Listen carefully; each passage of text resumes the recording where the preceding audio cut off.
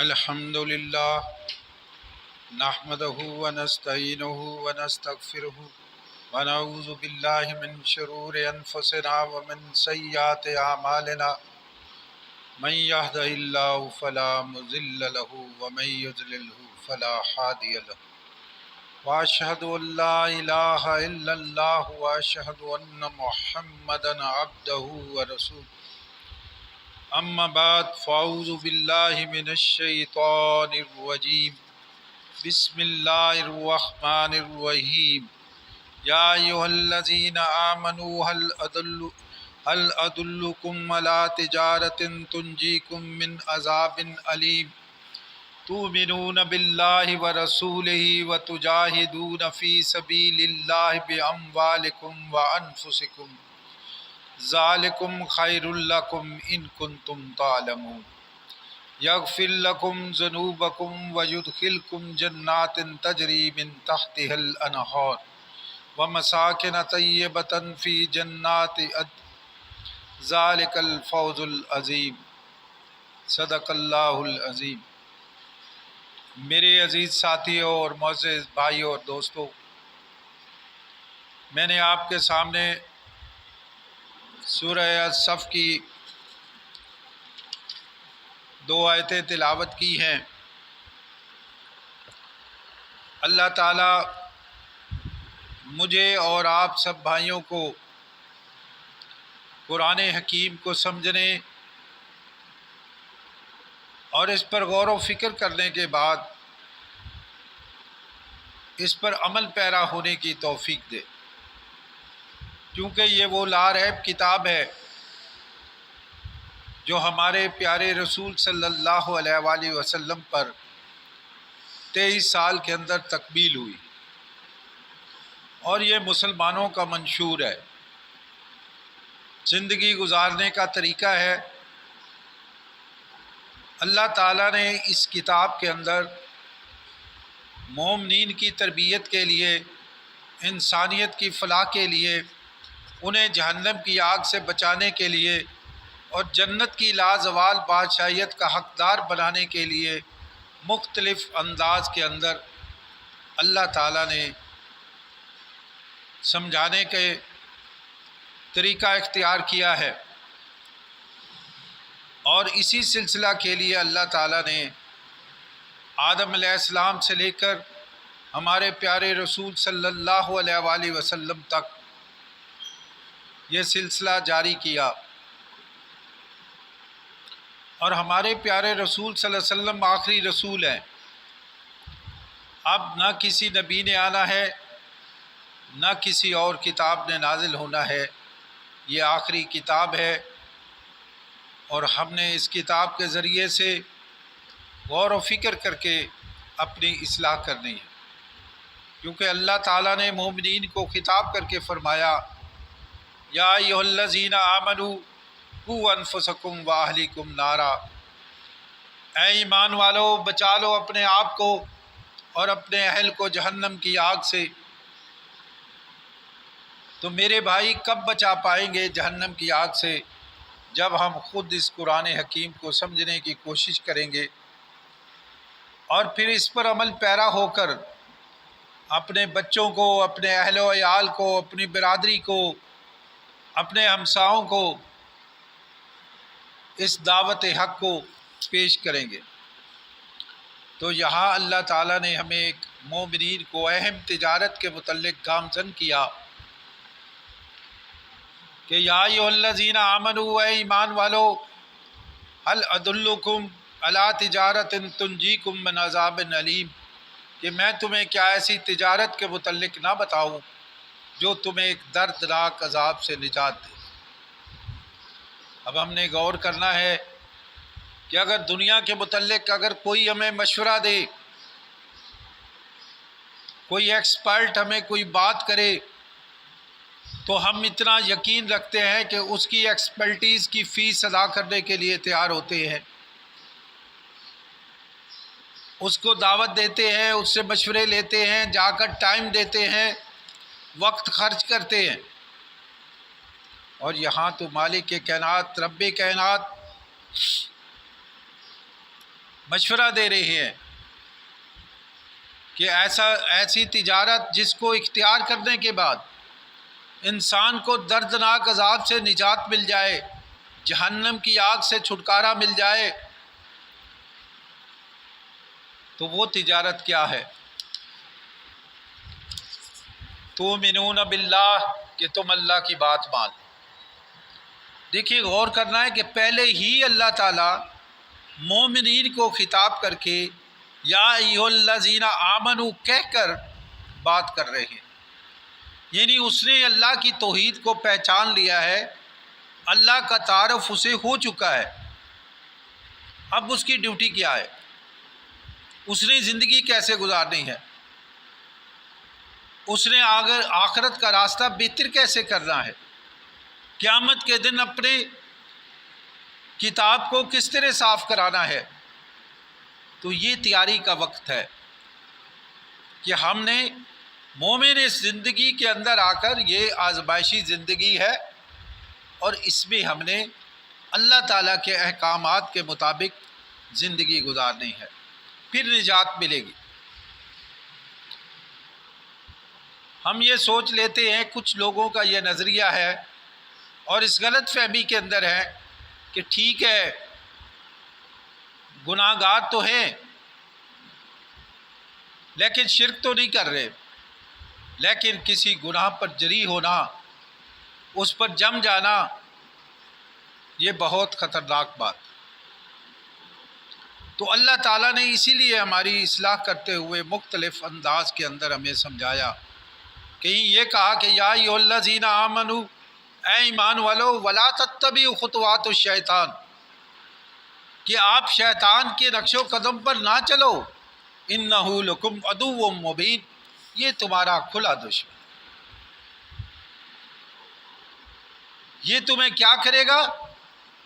برائی اور فحاشی سکھائے گا، یہ تمہارے نفس کو خراب کرے گا، یہ تمہیں اللہ کے راستے سے ہٹائے گا۔ یہ ہو ہی نہیں سکتا کہ رحمان کی عبادت بھی ہو اور ساتھ ساتھ شیطان کی عبادت بھی ہو، اللہ کو بھی پکارا جائے اور غیر اللہ کو بھی پکارا جائے۔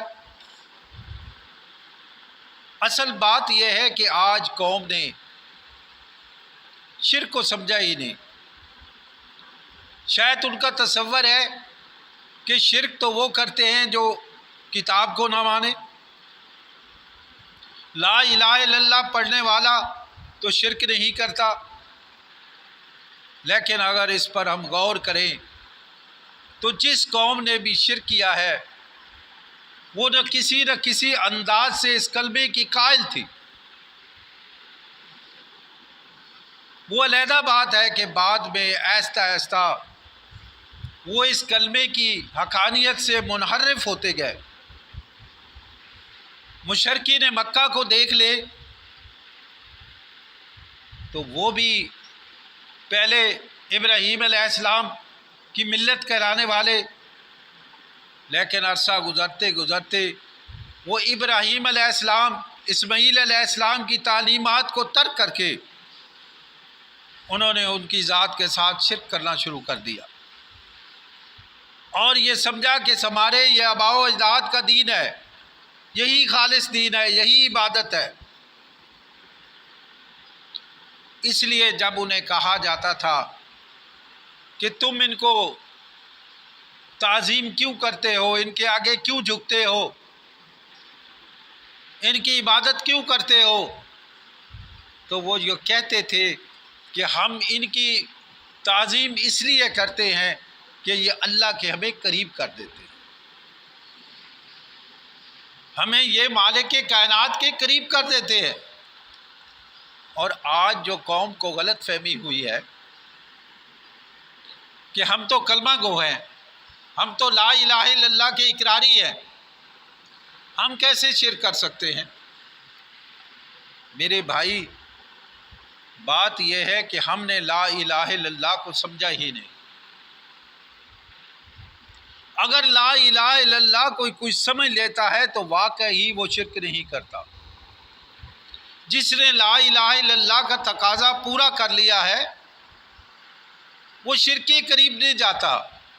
وہ تو ڈرتا ہے، تو اس نے تو الہ کی پہچان کر لی، اس نے تو اللہ کے مشورے کے مطابق اللہ کی بات مان لی۔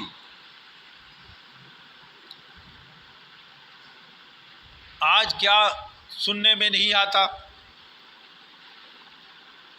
اب شرک کی وضاحت میں آپ کے سامنے ایک پیارے رسول صلی اللہ علیہ وسلم کے فرامین سے رکھنا چاہتا ہوں، تاکہ ہمیں پتہ چل جائے کہ شرک کہتے کسے، یہ غلط فہمی دور ہو جائے کہ آج جو کہا جاتا ہے کہ فلاں کے صدقے، نبی کے صدقے، ولی کے صدقے، حسین کے صدقے، غوث اعظم کے صدقے، اور یہ نام بنا بنا کر ہم نے بندوں کو داتا بنا دیا، دستگیر بنا دیا، فریاد رس بنا دیا، بگڑی بنانے والا بنا دیا،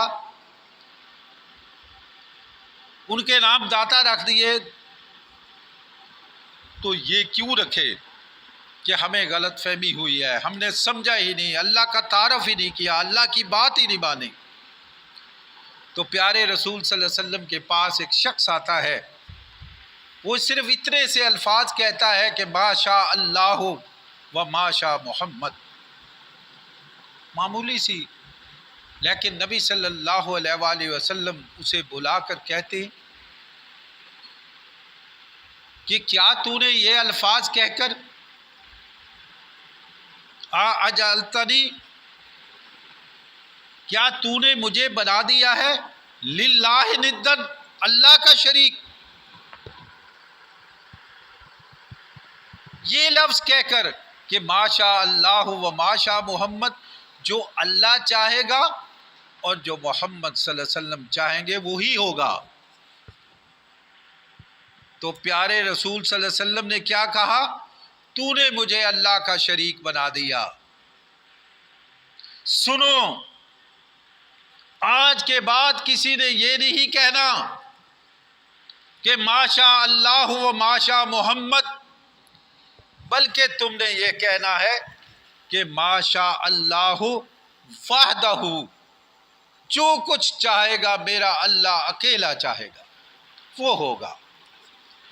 تو معلوم ہوا کہ پیارے رسول صلی اللہ علیہ وسلم کے نام کو ساتھ ملانے سے، ان کی چاہت سے، ان کی مرضی سے، یہی تو شرک ہے۔ اسی کو تو پیارے رسول صلی اللہ علیہ وسلم نے شرک کہہ دیا۔ اور آج کیا ہوتا ہے؟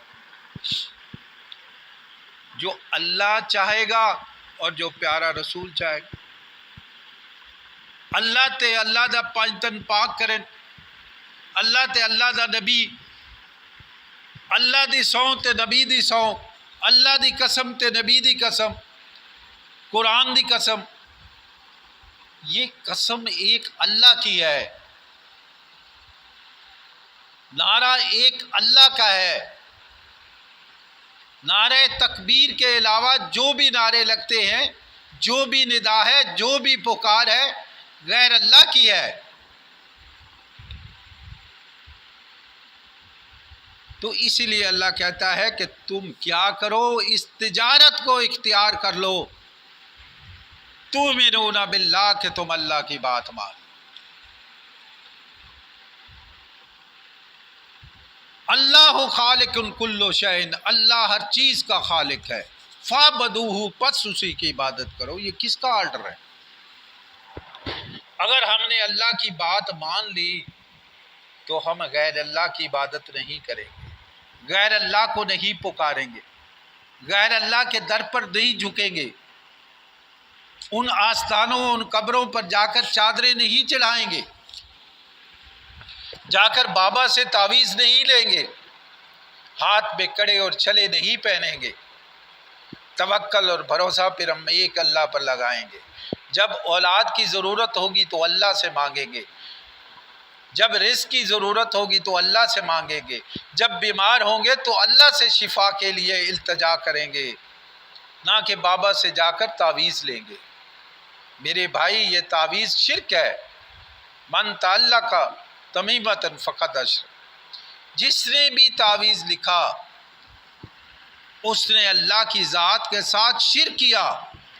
آج بڑے بڑے لوگ بڑے بڑے شیخ کوئی نہ کوئی تعویل کر کے تعویل لکھے جا رہے ہیں، اہل حدیث ہیں تو وہ بھی تعویل دے رہے ہیں، دیوبندی ہے تو وہ بھی، ہمیں نام لینے کی ضرورت ہی نہیں۔ جو بھی تعویل دیتا ہے، پیارے رسول صلی اللہ علیہ وسلم کا فرمان ہے، میں دوں آپ دو، کوئی دے، بڑا دے چھوٹا دے، اس نے اللہ کی ذات کے ساتھ شریک۔ جس نے پہنا، جس نے کڑے پہنے، جس نے چھلے پہنے، جس نے دھاگے پر یقین کیا، جس نے جوتے پر یقین کیا، جس نے کالی ہنڈیا پر یقین کیا، اس نے اللہ کی شریعت سے منحرف ہوا۔ آج کیا ہے؟ گاڑی روڈ پر دیکھو تو جوتا لٹکا ہوا، بلڈنگ پر دیکھو تو کالی ہنڈیا ٹکی ہوئی، بیری کے نیچے چادر بچھا کر اس آس امید پر بیٹھے ہیں کہ بیٹا ملے گا یا بیٹی ملے گی، پتہ گرا تو بیٹی مل جائے گی، بیر گرا تو میرے بھائی یہ بیری مخلوق ہے، اس کو کیا اختیار ہے کہ بیٹے اور بیٹیاں دینے کا؟ یہ کالی ہنڈیا ایک مخلوق ہے، اس کو کیا اختیار ہے کہ تمہارے مکان کی حفاظت کرنے کا؟ اور پھر یہ نظریہ قائم کیا کہ نظر بد سے یہ بچاتی ہے۔ پہلے تو یہ ہے کہ نظر اللہ نے دیکھنے کے لیے بنائی ہے، اس کے اندر کوئی نفع و نقصان کا اختیار نہیں، یہ کسی کو نہ بیمار کر سکتی ہے نہ تندرست کر سکتی ہے۔ یہ نظریہ غلط ہے، اس کو ہم نے چھوڑنا ہے، اللہ کی بات ماننی ہے، ورسول ہی، اور رسول کا طریقہ اختیار کرنا ہے۔ ہم نے پیارے رسول صلی اللہ علیہ وسلم کی سنت کے مطابق زندگی گزارنی ہے۔ ہر عمل کو ہم نے دیکھنا ہے کہ اس پر ہمارے پیارے رسول صلی اللہ علیہ وسلم کی مہر لگی ہو۔ نماز پڑھنی ہے تو اس طریقے سے جیسے ہمارے پیارے رسول صلی اللہ علیہ وسلم نے پڑھی، روزہ رکھنا ہے تو اس طریقے سے، صدقہ کرنا ہے تو اسی طریقے سے، خیرات کرنی ہے تو اسی طریقے سے، زکوٰۃ ادا کرنی ہے تو اسی نصاب سے، من مانی نہیں کرنی۔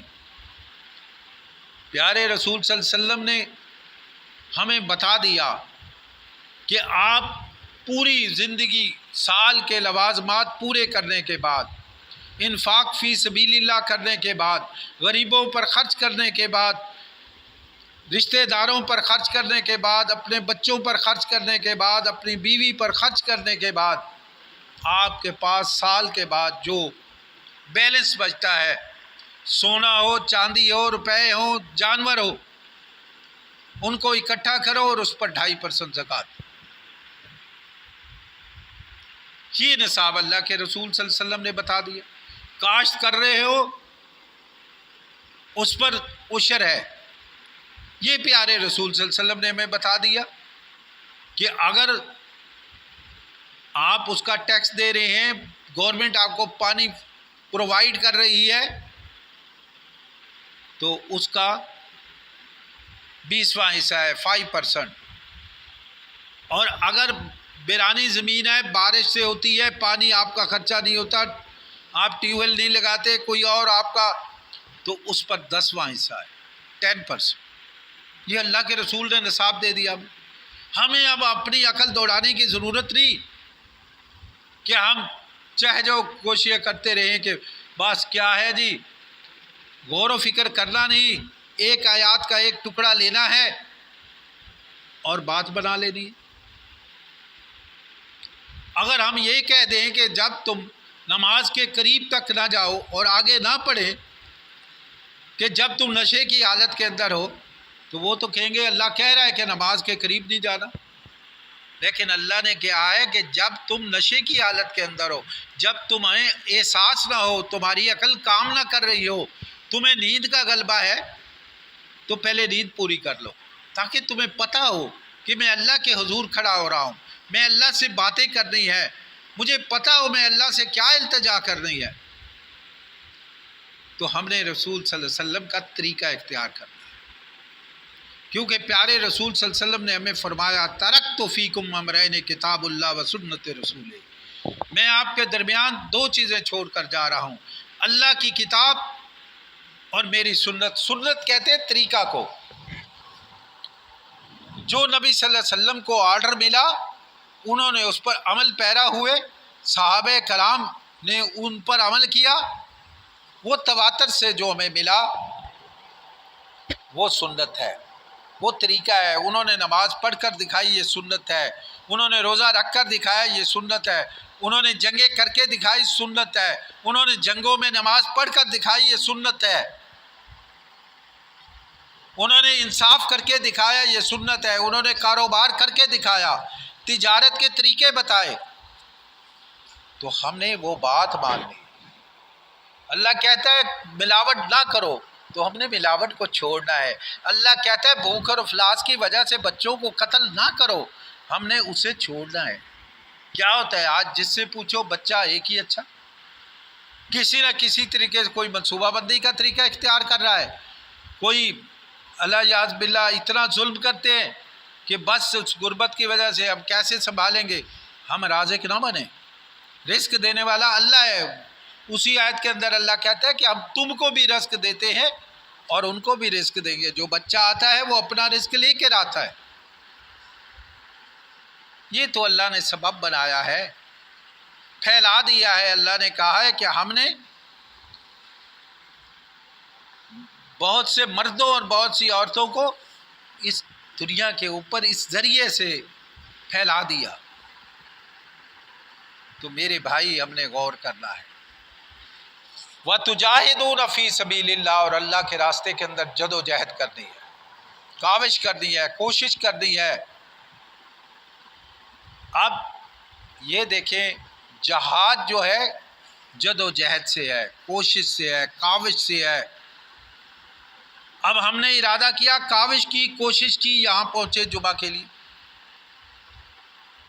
تو مومن کی دو حالتیں رہتی ہیں، یا مومن ہجرت میں رہتا ہے یا نصرت میں رہتا ہے. کوئی کام کرنے کے لیے یہ جائے گا، کاوش کرے گا، گھر سے نکلے گا، وقت لگائے گا، مال لگائے گا، یہ مسافر ہے، یہ ہجرت میں ہے. یا پھر کہیں پہنچا ہے، اس کی وہ نصرت کر رہے ہیں. تو مومن دونوں حالتوں میں ہوگا. کوئی ہمارے پاس آتا ہے تو اس کی نصرت کرنی ہے، کہیں ہم جاتے ہیں تو ہجرت کر. یہ ابتدائی معاملات ہیں. اور اسی فی سبیل اللہ کے جہاد کی آخری حد قتال فی سبیل اللہ ہے کہ اس اللہ کے نظام کو، اللہ کی حکمرانی کو، اللہ کے اقتدار کو اس دنیا پر نافذ کر دینا، تاکہ یہ انصاف کا نظام قائم ہو جائے. وہ وقت آئے تو وہ ہے قتال فی سبیل اللہ. یہ نہیں کہ ہم اٹھیں اور فوری یہ بم اٹھا لیں. یہ معاملہ درست نہیں ہے میرے بھائی. یہ جان اس طرح نہیں ہے. جنگ کے بھی اصول ہیں. اسلام ہمیشہ دفاع کرتا ہے. ابھی ہمیں کسی نے تنگ نہیں کیا، ہمیں گھروں سے کسی نے نہیں نکالا، ہمیں ہجرت پر کسی نے مجبور نہیں کیا. ہم آزادانہ اپنے ایمان کو سمجھ بھی سکتے ہیں، محفوظ بھی رکھ سکتے ہیں، اس کی دعوت بھی دے سکتے ہیں. تو ان چیزوں سے ہمیں ہمدردی کے ساتھ دل کے اندر تڑپ رکھتے ہوئے اپنے بھائیوں کی خیر خواہی کرنی ہے. ان کو جا کر دعوت دینی ہے، دعوت اللہ کرنی ہے، اس راستے کے اندر جد و جہد کرنی ہے. تو مالک کہتا ہے کس طرح کرنی ہے؟ بے اموالکم و انفسکم، اپنا مال بھی لگاؤ، اپنی جان بھی لگاؤ، تاکہ یہ احساس ہو جب میری جان لگے گی، میری ماں. ہم نے ایک کوٹھی بنائی ہے، بنگلہ بنایا ہے، کوئی تھوڑا سا اس کو ایک دیوار کو گیلا ہی کر دے، اپنا مکان بناتے ہوئے پانی کا خیال نہ رکھے، تو ہمیں کتنا دکھ ہوتا ہے کہ یار میں نے اتنی محنت کی، سب کچھ کیا، تو نے خیال ہی نہیں کیا. جب میری اس دین پر، اللہ کے دعوت پر جان لگی ہوگی، مال لگی ہوگی، اس جماعت کے اوپر میری محنت ہوئی ہوگی، پھر مجھے احساس ہوگا، پھر مجھے تڑپ ہوگی. اور یہ سوچیں کہ ہر شخص یہ سوچے کہ میرے اندر کل سے آج میرا بہتر کیسے ہو رہا ہے. میرے بھائی کل قیامت کے دن مجھے کٹہرے میں کھڑا ہونا پڑے گا، مجھ سے پوچھا جائے گا کہ بتا تو کیا لے کر آیا ہے، اور یہ نہیں کہ میں دوسروں کو کہتا رہوں اپنے آپ کو بھول جاؤں۔ تو اسی سورہ کے شروع میں اللہ تعالیٰ نے بڑی اہم 2 آرڈر جاری کیے کہ یا ایھا الذین آمنوا لم تقولون ما لا تفعلون، مومنو تم ایسی باتیں کیوں کہا کرتے ہو جو کیا نہیں کرتے۔ ہم نے دعویٰ کیا ہے، ایمان کے دعوے دار ہیں، توحید کو پہچانا ہے، اللہ کی پہچان کی ہے، اللہ سے عہد کیا ہے، تو پھر ہمیں کیوں ہو گیا کہ دعویٰ تو ہمارا یہ ہے، ہم جائیں لوگوں کو یہ تلقین کریں، لوگوں کو یہ بات کریں کہ میرے بھائی کچھ نہ کچھ قرآن حکیم کا مطالعہ کر لو، 2 آیتیں 3 آیتیں 4 آیتیں پڑھ لیا کرو، قرآن کو سمجھو، اور میں خود نہ پڑھوں۔ ہم اپنے گریبانوں میں جھانکے کہ ہم اللہ کے قرآن کو کتنا ٹائم دے رہے ہیں۔ کل قیامت کے دن مجھ سے پوچھا جانا ہے، مجھے اس میدان محشر کے اندر کھڑے ہو کر جواب دہی ہوگی کہ بتا اشفاق تو نے کیا کیا۔ اس دن کوئی بھی کام نہیں آئے گا۔ آج وقت ہے کہ ہم اور جو بھی کام کرنا ہے اللہ کی رضا کے لیے کرنا ہے، کہ میرا رب راضی ہو جائے۔ اگر میں نے کسی کو راضی کرنے کے لیے جو بھی کر لیا، اللہ جانتا ہے۔ اللہ ہمیں ریاکاری سے بچائے، اللہ اپنی قدر کرنے کی توفیق دے۔ اسی لیے اللہ شکوہ کرتا ہے وما قدر اللہ حق قدرہ، اس انسان نے اللہ کی قدر ہی نہیں کی جیسے قدر کرنے کا حق تھا۔ حق تو یہ تھا کہ ہم نے دعا مانگی اللہ سے کہ ربنا آتنا فی الدنیا حسنۃ وفی الآخرۃ حسنۃ وقنا عذاب النار، اے اللہ میری دنیا بھی بہتر کر دے، میری آخرت بھی بہتر کر، اور مجھے آگ کے عذاب سے بچا لے۔ اب یہ دیکھیں، دنیا کے لیے بھی بہتری مانگی اور آخرت کے لیے بھی بہتر مانگی۔ آخرت زیادہ قیمتی ہے یا دنیا زیادہ قیمتی ہے؟ قیمتی تو آخرت ہے، لمبی زندگی تو آخرت کی ہے، اصل کامیابی تو آخرت کی ہے، اور ہم اپنے گریبان میں جھانکیں کہ ہم آخرت کے لیے کتنا وقت دے رہے ہیں اور دنیا کے لیے کتنا وقت لگا رہے ہیں۔ 24 گھنٹے میں ہم آخرت کے لیے کیا پلان کیا ہے؟ کتنا قرآن کریم کے لیے میں نے ٹائم رکھا ہے؟ کوئی ٹائم ٹیبل بنایا ہے؟ بس روزانہ صبح اٹھے اور شام کو، کل بھی ایسے آج بھی ایسی، تو میرے بھائی یہ خسارے میں جا رہے۔ ہم کوشش کریں، اللہ تعالیٰ اس کو ناپسند فرماتے ہیں کہ اگر ہم دوسروں کو یہ دعوت دیں کہ تم قرآن کا مطالعہ کرو، اس سے اپنی زندگی سنوارو، اپنی جان اور اپنے اہل کی جان کو بچاؤ، تو میں نہ بچاؤں، اپنی بیوی کو نہ کہوں، اپنے بیٹے کو دعوت نہ دوں، اپنے گھر میں ماحول نہ بناؤں، اجتماعی مطالعہ کا انتظام نہ کروں، تو ہمیں کرنا ہے۔ یہ اللہ کا حکم ہے، اور اس کتاب کا مقصد ہی اللہ تعالیٰ نے یہی بیان کیا کہ کتاب انزلناہ الیک مبارکن، کہ یہ برکت والی کتاب ہم نے نازل کی ہے اے نبی صلی اللہ علیہ وسلم آپ پر، لے یہ دبروا آیاتہ، تاکہ لوگ اس کی آیات پر غور و فکر کریں، ولا یتذکر الاولو الالباب، اور عقل والے اس سے نصیحت لیں۔ اللہ نے ہمیں عقل دیا ہے، شعور دیا ہے۔ میرے بھائی اگر یہ شعور نہ دیتا، اللہ یہ عقل نہ دیتا، تو ہم بھی جیسے آپ دیکھتے ہیں کہ روڈ کے اوپر ایک جس کی عقل چھن جاتی ہے، پاگل دیوانہ پھر رہا ہوتا ہے، نہ اسے کپڑے کا ہوش ہے، نہ کھانے کا ہوش ہے، نہ گرمی کا احساس ہے، نہ سردی کا احساس ہے، نہ صفائی کا احساس ہے، تو یہ اللہ کا کتنا بڑا احسان، کتنی نعمتیں دی اللہ نے، ہم گن نہیں سکتے۔ اگر ہمیں یہ احساس ہو جائے یہ ہمیں قیمت ادا کرنی، یہی کرونا آیا تو ذرا یہ آکسیجن جو ہمیں مل رہی ہے کبھی ہمیں قیمت تو نہیں ادا کرنی پڑتی، اور لاکھوں روپے کے بل بنے، وینٹیلیٹر پر جو لگے ان سے پوچھو کہ کیا گزری ان پر، زندگی کے سانس پورے کرنے کے لیے بھی قیمت ادا کرنی پڑی، اور اللہ تعالیٰ نے تو اتنے خلا کے اندر آکسیجن کا ایک ایسا لیول قائم کر دیا، نہ ہمارے پھیپھڑوں پر پریشر ڈالتا ہے نہ ہماری آکسیجن کو کمی آنے دیتا۔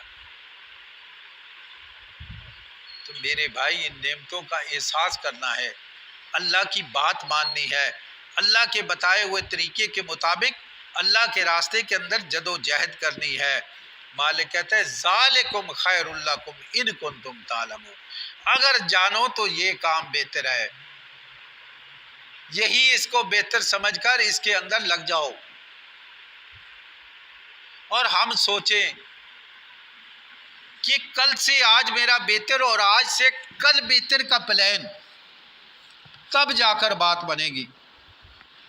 شام کو سوتے ہوئے تھوڑا سا احساس کہ میں نے آج پوری دنیا میں دن میں اللہ کے لیے کیا کیا، آج میں نے پیارے رسول صلی اللہ علیہ وسلم کی کتنی سنتوں کو اڈاپٹ کیا، کتنی سنتوں کو ترک کیا جو اس سے مجھے کل ادا کرنی چاہیے، کیا میری جماعت کے ساتھ نماز ادا ہوئی یا نہ ہوئی۔ میرے بھائی جو ہمارے ساتھی دور ہیں اگر گھر میں بھی ہیں تو وہ جماعت کرا لیں، باپ بیٹا ہے وہ جماعت کرائے، اور وقت کے اوپر جو مومنین پر نماز فرض ہے کوشش کریں کہ ہم وقت پر پڑھیں۔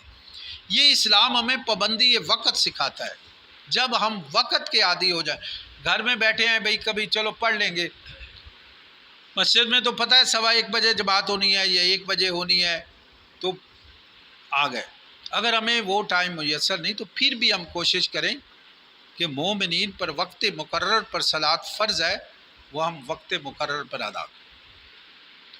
تو یہ انسان سوچتا ہے کہ بھی مجھے ملے گا کیا، اس تجارت کو میں اڈاپٹ بھی کر لوں، تو اللہ تعالیٰ پھر اسے سمجھاتے ہیں۔ پہلی بات تو اسے بتا دی کہ یا ایھا الذین آمنوا هل ادلکم علی تجارۃ تنجیکم من عذاب علیم، میں اس تجارت کے ایمان والو اس اختیار کر لو میں تمہیں دردناک عذاب سے نجات دے۔ اب بتا رہے ہیں یغفر لکم ذنوبکم، تمہارے گناہ بھی معاف کر دوں گا، جو تم سے پہلے خطائیں ہوئی ہیں آؤ تو صحیح، توبہ تو کرو، اناب تو کرو، اللہ کی طرف پلٹو تو صحیح۔ توبہ کا اصل معنی یہ ہے کہ گناہوں کو چھوڑ کر نیکیاں اختیار کر لینا، شرک کو ترک کر کے اللہ کی توحید کو اڈاپٹ کر لینا، غیر اللہ کی پکار کو چھوڑ کر اللہ کی پکار شروع کر لینا، یہ توبہ ہے۔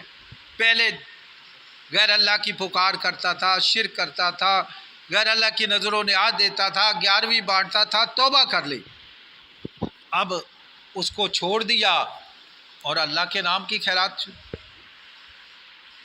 تو میرے بھائی کتنی چیزیں ہیں، وقت کم ہوتا ہے وہ بیان بھی نہیں کی جا سکتی، لیکن یہ معاشرہ دیکھ رہا ہے، ان کی آنکھوں کے سامنے ہے، گنتے جائیں وہ شرکی یلغار لگی ہوئی ہے، ہر طرف کفر شرکی آواز ہے، ندا ہے، ملنگ ہے تو صدا دیے جا رہا ہے، نعت خواں ہے تو صدا دیے جا رہا ہے، کفریہ شرکیہ نعتیں، کوئی پرواہ نہیں،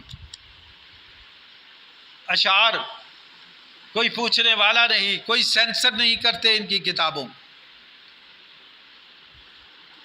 تو میرے بھائی ہم نے کوشش کر کے ان بھائیوں کو بھی سمجھانا ہے، تو پھر اللہ کہتا ہے ہم گناہوں کو معاف کر دیں۔ یدخلکم جنات تجری من تحتها الانہار، اور تمہیں ایسی جنت کے اندر داخل کریں گے، ومساکن طیبۃ، جس کے نیچے نہریں بہہ رہی ہوں گی، ومساکن طیبۃ فی جنات عدن، اور تمہارے لیے ایسے پاکیزہ آرام گاہیں ہوں گی جنت کے اندر ہمیشہ کے لیے۔ ذالک الفوز العظیم، اور یہ ہے اصل کامیابی۔ کامیابی تو یہ ہے، دنیا کی کیا کامیابی۔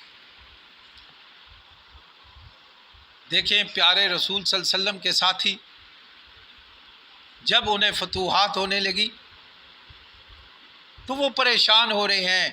مسجد نبوی کے صحن کے اندر جب کیسر و کسریٰ کی خزانے اکٹھے ہونے لگے تو انہوں نے کہا کہ اللہ تعالیٰ ہمیں دنیا میں تو واپس نہیں کر رہا، ہماری آخرت تو خراب نہیں ہو رہی۔ میرے بھائی وہ تو اتنے فکر مند ہوتے تھے، اور آج ہم دنیا مٹیریلسٹ ہو گئے ہیں، ہمارے پاس ٹائم بھی نہیں ہے۔ کسی کو چلو درس پر، وہ کہتا ہے بس یار کیا کریں وقت ہی نہیں ہوتا۔ کبھی اس نے کہا ہے میرے پاس وقت نہیں میں روٹی نہ کھاؤں، میرے پاس وقت نہیں، دوستوں کے لیے وقت ہے، سیر کرنے کے لیے وقت ہے، کاغان نوران جانے کے لیے ٹائم ہے، وہاں پیسہ بھی خرچ ہو رہا ہے، سارا دن کاروبار کرنے کے لیے وقت ہے، وقت اس کے پاس نہیں ہے تو قرآن کے مطالعہ کے لیے نہیں، قرآن کا درس سننے کے لیے نہیں، دعوت اللہ کے لیے نہیں، اللہ کے راستے میں نکلنے کے لیے نہیں۔ تو میرے بھائی ہمیں نکلنا پڑے۔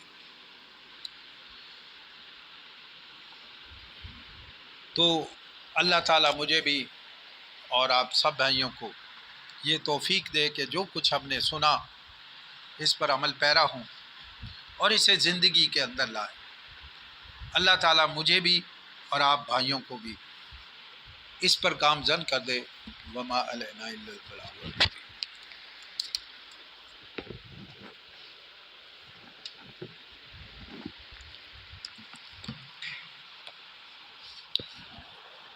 اعوذ باللہ من الشیطان الرجیم، بسم اللہ الرحمن الرحیم۔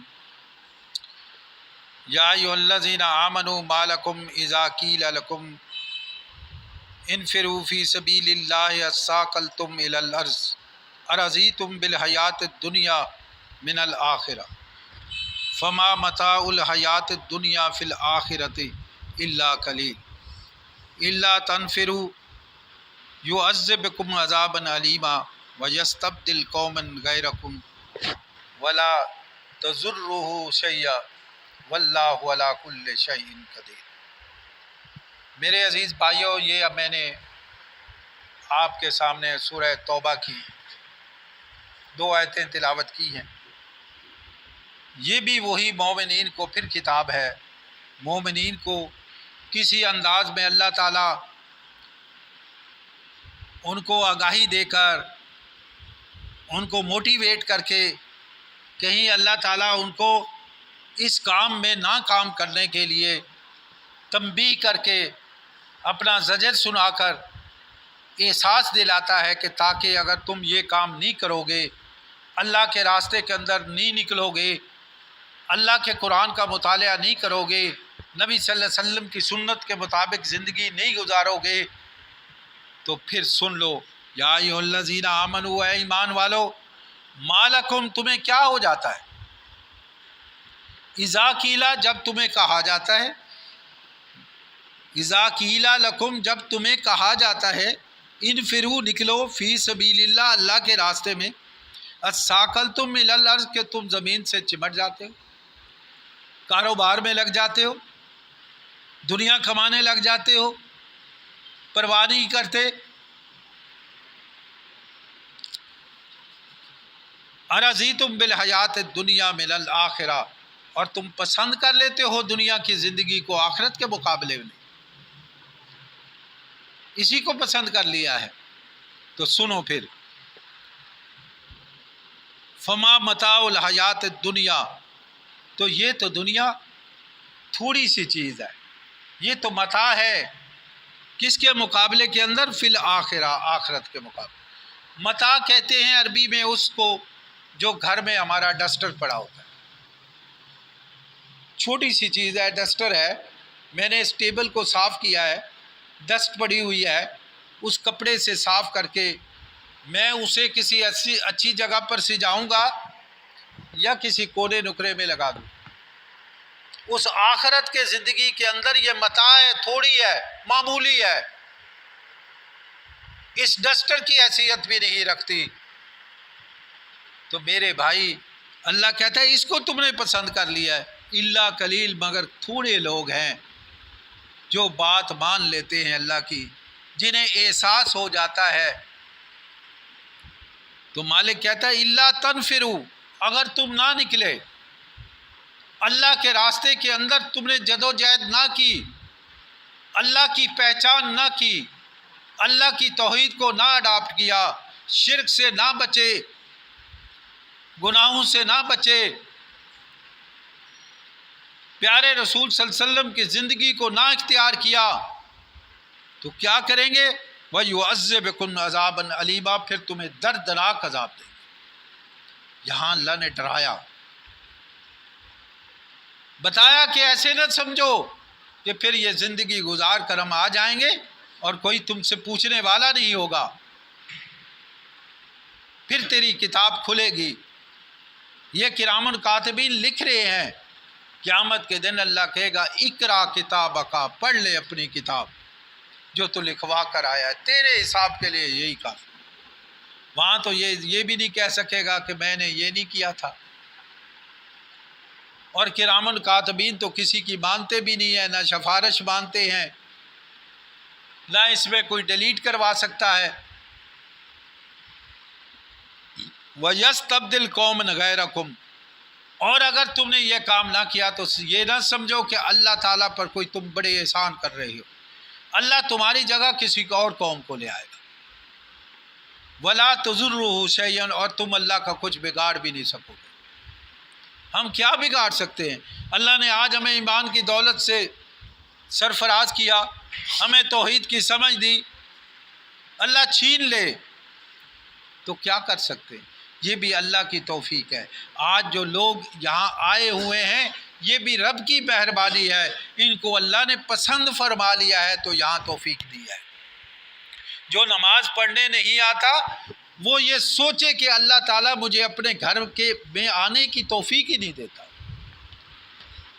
یہ رب کا احسان ہے کہ ہمیں اللہ نے توفیق دے دی کہ ہم اللہ کا تذکرہ کر رہے ہیں، آپ اللہ کا تذکرہ سن رہے ہیں، قرآن کی دعوت کو سن رہے ہیں۔ یہ میرے رب کی مہربانی ہے، ہم کیا کر سکتے؟ واللہ علی کل شیء قدیر، اور اللہ ہر چیز پر قادر ہے، قدرت رکھنے والا ہے۔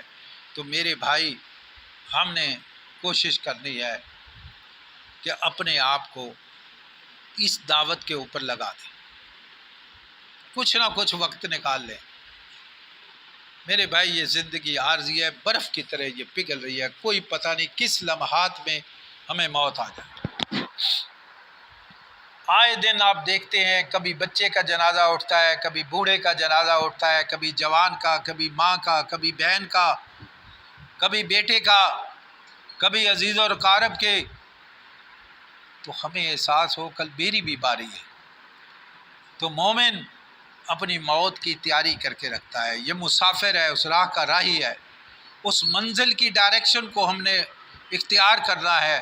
اگر ہماری ڈائریکشن ہی درست نہ ہوئی تو پھر کیا بنے گا؟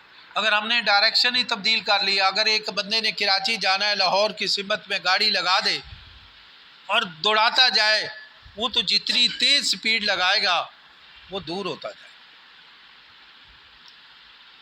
ربنا آتنا فی الدنیا حسنۃ وفی الآخرۃ حسنۃ وقنا عذاب النار ربنا لا تزغ قلوبنا بعد إذ ہدیتنا وہب لنا من لدنک رحمۃ انک انت الوہاب۔